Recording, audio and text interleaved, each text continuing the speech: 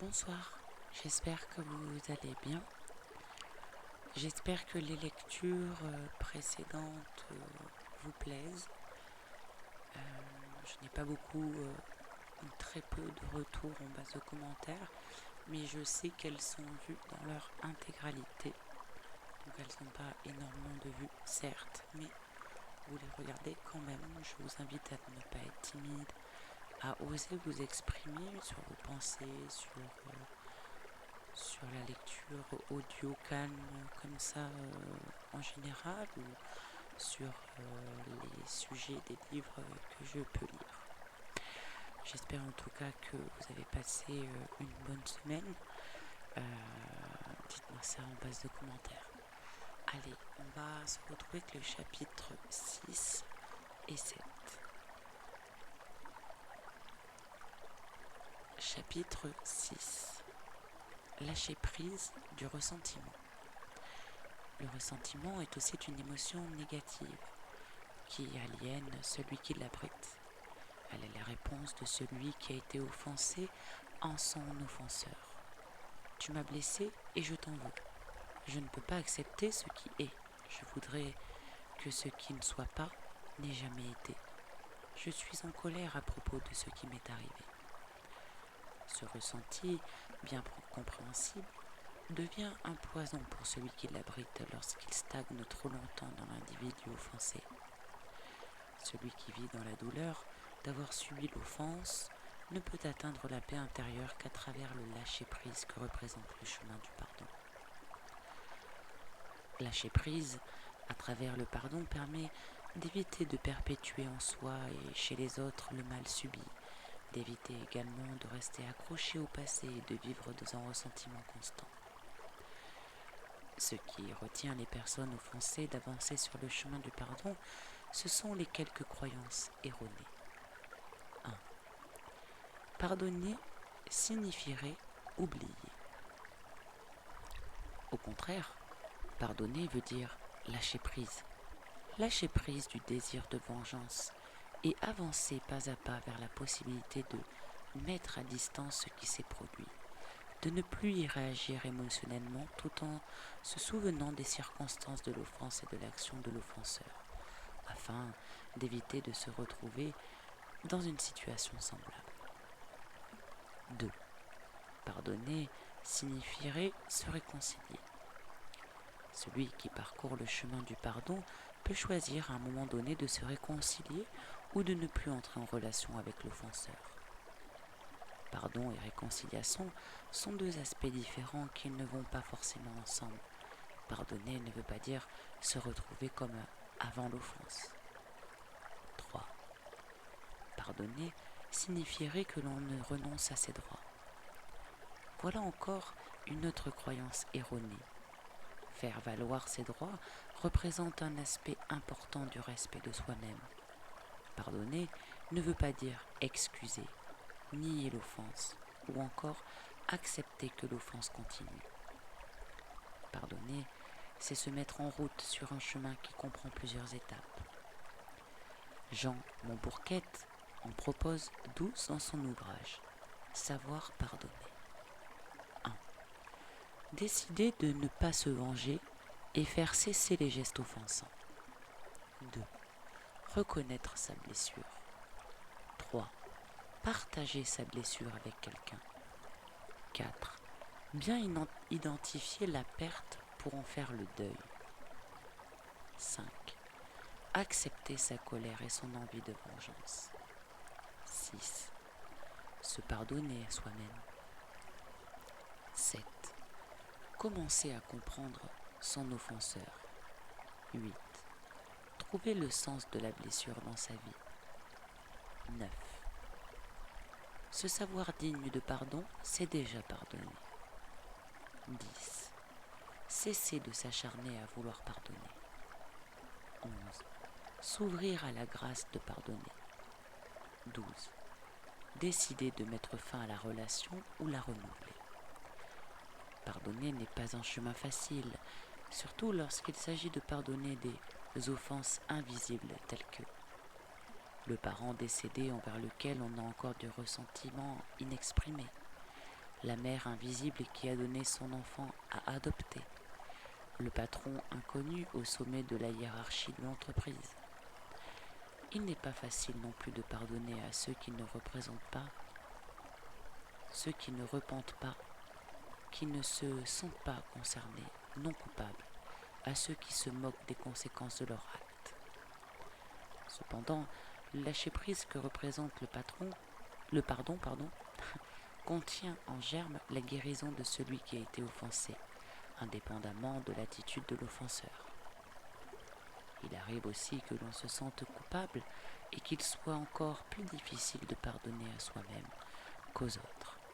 Là encore, pouvoir lâcher prise, se pardonner à soi-même, permet d'avancer, de laisser ce qui était hier pour donner toute son action à ce qui peut être vécu aujourd'hui. Lâcher prise du ressentiment contre soi-même et contre les autres, c'est cesser de cohabiter avec ces vieux cadavres, ces vidanges de citernes. C'est se préparer à accueillir pleinement la vie. Voici quelques exemples. Pour continuer, voici quelques questions à se poser. Je vous invite à vous poser ces questions afin de réfléchir ensemble au lâcher-prise. À qui n'ai-je pas pardonné ?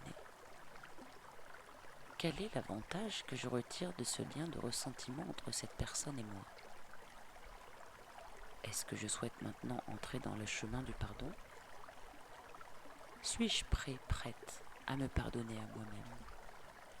Suis-je prête à lâcher prise ? Chapitre 7. Changer ses croyances limitantes pour pouvoir lâcher prise. Dans les pages qui précèdent, j'ai décrit les obstacles qui empêchent le lâcher-prise, qu'il s'agisse des messages qui nous sont donnés tout au long de notre éducation comme « sois parfait »,« acharne-toi »,« sois fort »,« dépêche-toi » ou « fais plaisir », ou encore un attachement à des buts dépassés, à des dépendances et à de la codépendance. Notre vie entière recèle des obstacles nombreux que nous pouvons écarter petit à petit, à mesure que nous en devenons conscients, que nous prenons la responsabilité de vivre pleinement la vie qui est la nôtre. Il est possible de favoriser ce travail d'élimination des obstacles au lâcher-prise en adoptant de nouvelles visions de soi-même et du monde qui nous entoure. Aujourd'hui, de grandes découvertes sont faites concernant l'importance des pensées sur le comportement humain. Il devient parfaitement crédible de poser l'hypothèse suivante. Là où vont les pensées, là va l'énergie et l'attention. Ou encore, la qualité des pensées que l'on abrite en soi affecte notre santé physique et mentale. C'est pourquoi je vous propose quelques manières nouvelles de concevoir l'être humain dans son environnement, issues du travail de grands penseurs contemporains et pouvant faciliter le travail de lâcher-prise. 1. Nos pensées émanent de nous et peuvent être contrôlées par nous. De nombreuses personnes désirent lâcher prise, abandonner quelque chose, laisser s'en aller la rancune ou les soucis inutiles. Malheureusement, des pensées obsédantes reviennent sans cesse malgré leur désir d'aller de l'avant. Il existe cependant quelques moyens de remédier à ces situations. La première est d'affirmer clairement son intention. Je décide aujourd'hui de lâcher prise de mes regrets à propos de ma famille ou de ma faillite. Quand la pensée du regret revient, il est possible d'imaginer qu'elle se transforme en un feu d'artifice et qu'elle disparaît dans la nuit, laissant la place à une autre pensée désirable à ce moment-là. 2. On peut dépasser ses échecs, ses manques et ses habitudes limitantes en laissant derrière soi. Toute vie comprend des moments de réussite et des moments d'échec, des moments de bonheur, des moments de détresse. La différence entre ceux qui vivent une vie heureuse et harmonieuse et ceux qui traînent leur vie comme un boulet, dépend de la manière dont ils se situent face à ces hauts et ces bas de l'existence. Admettons qu'une personne ait vécu une enfance difficile, qu'elle n'ait pas reçu le soutien et l'affection auxquels elle avait droit. Elle peut se focaliser sur cette dimension de sa vie. y faire constamment référence, y trouver des excuses à ses échecs et à son mal-être. Elle peut commencer une quête incessante qui va la mener d'un psychothérapeute à un autre, d'un groupe de développement personnel à un autre, d'un remède à un autre, sans éprouver une vraie guérison, parce qu'elle maintient dans son esprit l'image de tout ce qu'elle a vécu et qu'elle voudrait ne pas avoir vécu. Même si parfois une psychothérapie est recommandée et que chacun peut bénéficier d'une démarche de développement personnel, il n'en reste pas moins que tous ceux qui ont dépassé leurs difficultés et changé positivement leur vie ont pris un jour la décision de laisser derrière eux ce qui leur paraissait négatif et de mettre leurs attentions sur la création de la vie qu'ils désiraient pour eux-mêmes. 3. Il est essentiel de dépasser la colère et l'amertume pour pouvoir lâcher prise d'un passé mort. Tout au long de notre vie, nous rencontrons des gens extraordinaires et d'autres qui nous causent du tort. Il peut s'agir d'un parent, d'un ex-conjoint, d'un enseignant, d'un employeur, d'un collègue, d'un voisin, de toute personne qui a été à l'origine d'une souffrance pour nous. Chaque fois que nous pensons à cette personne et au tort qu'elle nous a causé, nous ressentons de la colère et de l'amertume. Il est possible de changer cela. Il suffit d'imaginer cette personne, de la voir avec les yeux de notre imagination et maintenant, au lieu de ressentir la morsure de la haine et de l'amertume, acceptons que cette personne s'est peut-être trouvée sur notre chemin pour nous permettre de grandir, de mûrir et d'avancer. Au lieu de la haine et de l'amertume, imaginons que nous lui envoyons de l'amour. Cela paraît impossible au début, puis petit à petit, quelque chose change à l'intérieur de nous. Il se produit comme une guérison intérieure et toute notre relation à cette personne se modifie. Peut-être que nous n'aurons plus jamais l'occasion de la revoir, mais quelque chose d'inattendu se sera produit en nous. 4. Les mots que nous utilisons sont porteurs d'énergie. Ainsi, il est avantageux de choisir les phrases que l'on se répète tout au long de la journée. Si nous nous répétons « Jamais je n'arriverai à lâcher prise », ce qu'il m'a fait est trop terrible, jamais je ne pourrai lui pardonner, ou encore « Je ne peux pas accepter la manière dont il se comporte, il ne termine jamais rien », alors nous sommes pris dans l'impossibilité d'agir dont nous nous persuadons à longueur de journée. Au contraire, si nous disons « Lorsque je pense à cette expérience, je ressens le calme » ou encore « J'avance sur le chemin du pardon et lorsque je pense à mon ex-mari, je me sens tranquille ». Nous mettons en route le processus que nous désirons car nos pensées et nos paroles vont dans la direction que nous désirons prendre. 5. Il est essentiel de rester centré sur ce que nous voulons plutôt que sur ce que nous voulons abandonner, ce dont nous voulons lâcher prise. Notre cerveau préfère les affirmations aux négations. Ainsi, il est plus avantageux de dire « Je suis capable de lâcher prise, je vais vers une grande paix intérieure » plutôt que « Je ne veux plus ressentir la colère contre Édouard ». Ainsi, la paix intérieure devient le but auquel nous pensons. 6. Quand nous examinons ce que nous croyons être impossible, nous pouvons changer cette croyance. Peut-être qu'à la lecture des 6 points qui précèdent, certains lecteurs se diront « Tout cela est bien beau, mais c'est impossible » ou encore « Ce serait trop simple de pouvoir lâcher prise de cette manière ». Qu'ils se trompent. Ralph Waldo Emerson le disait clairement. L'ancêtre de chaque action est une pensée. Ce sont des pensées qui créent nos expériences de la réalité. Nous vivons la vie que nous avons imaginé vivre et nous attirons vers nous le fruit de nos pensées. Si nous désirons vraiment lâcher prise de quelque chose qui nous fait souffrir, nous pouvons commencer à le faire en cet instant en pensant que nous pouvons le faire, en créant une affirmation qui va dans le sens de ce que nous désirons. Personne ne peut faire cela à notre place. Nous seuls en avons le pouvoir et la responsabilité. En ce qui concerne les affirmations, voici quelques règles simples pour les construire. 1. doivent être formulées au présent. 2.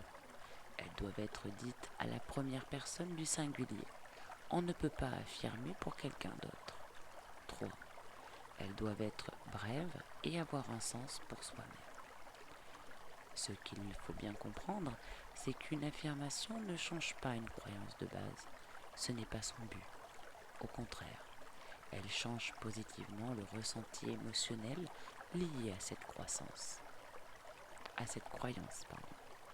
Le lâcher-prise devient beaucoup plus réalisable lorsque on est dans un ressenti émotionnel positif. On raconte l'histoire d'un employé des chemins de fer qui était tenté dans un wagon frigorifique pour le nettoyer. Et la porte s'était refermée derrière lui. Il était donc pris dans ce wagon. Personne ne pouvait entendre ses cris. Il est resté toute une nuit dans ce wagon et, le lendemain matin, on l'a retrouvé mort de froid. Ce qui était incompréhensible pour ces sauveteurs, c'est que le courant était débranché et que l'employé est donc mort à une température de 18 degrés. Cet homme est mort de froid parce qu'il avait créé cette situation par la pensée. Ce sont nos images de la réalité qui nous affectent et non pas la réalité. Ce sont nos pensées qui nous font souvent vivre ou mourir. Voilà. Ce chapitre 6 et 7 aura été long. Je ne vous ai pas lu le chapitre 8 parce qu'il est extrêmement long et ça aurait fait une vidéo d'un peu plus de 20 minutes, même beaucoup plus de 20 minutes. Et je vous l'ai dit dans les précédentes lectures, je souhaite vous faire des vidéos comme ça de chaque lecture de 20 à 30 minutes. J'espère que cette lecture vous aura plu. Là aussi, ça soulève quand même pas mal de questions. Je vous invite à parler avec moi en base de commentaires. Dites-moi un peu vos ressentis sur ces 2 chapitres. Si pour vous, ça vous a parlé. Voilà. Je vous souhaite une agréable soirée, une agréable nuit. Et je vous dis à la semaine prochaine pour une nouvelle lecture.